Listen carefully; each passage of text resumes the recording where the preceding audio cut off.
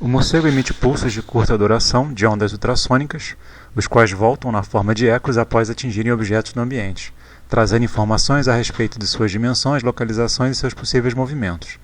Isso se dá em razão da sensibilidade do morcego em determinar o tempo gasto para os ecos voltarem, bem como das pequenas variações nas frequências e nas intensidades dos pulsos ultrassônicos.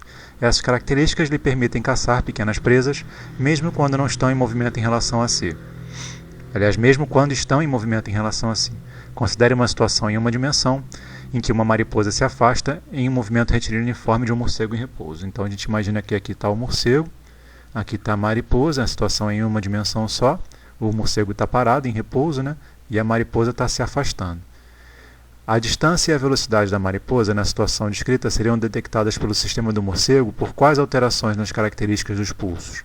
Então o morcego vai emitir um pulso, esse pulso ele vai viajar até a borboleta, vai bater na borboleta e vai retornar.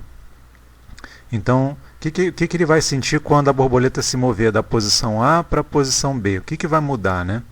O pulso que ele vai emitir, quando voltar, né, na posição B, alguma coisa vai mudar, né? E aí isso que o morcego vai sentir que mudou, né?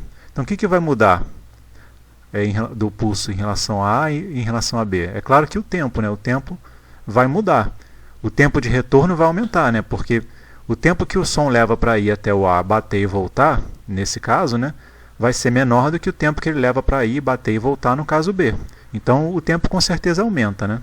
Então a gente já elimina as opções que dizem que o tempo de retorno diminui, né? Então a gente já elimina essa e só. A intensidade do som. O que vai acontecer com a intensidade do som? Né? Se o corpo está mais afastado e o som viaja mais no ar, a sua intensidade diminui, né? Quanto mais longe você está de uma caixa sonora, menos você escuta do som que ela produz, não é verdade? Então a intensidade diminui. Então a gente já pode tirar as opções aqui que dizem que a intensidade aumenta, né? Aí sobrou só o item A e o item D. Qual é a diferença entre os dois?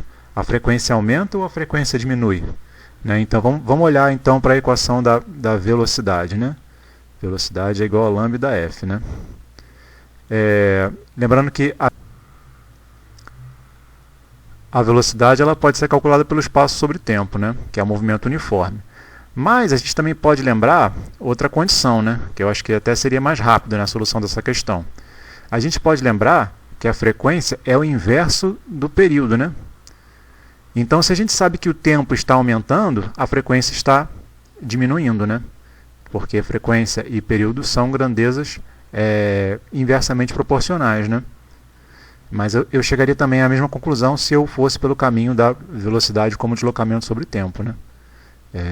Então aqui a resposta correta é